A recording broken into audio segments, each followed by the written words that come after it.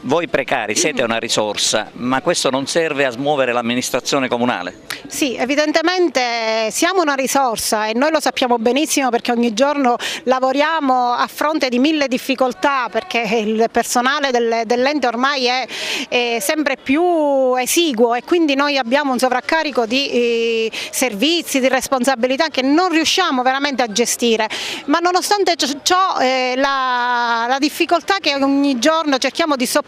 quindi i servizi che manteniamo ancora in piedi per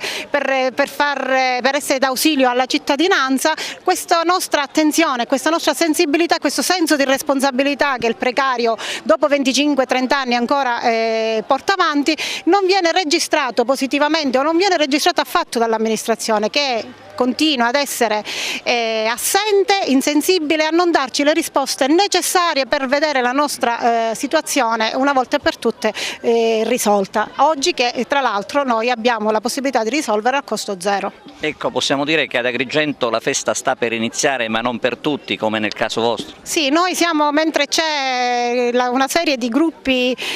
folcloristici che vengono da tutto il mondo a ballare al ritmo delle loro note sicuramente piacevoli e allegre, noi ci ritroviamo invece a gridare ancora a gran voce in piazza le nostre ragioni, le nostre difficoltà e la possibilità che l'amministrazione ci ascolti. Cosa farete? Come vi intendete muovere?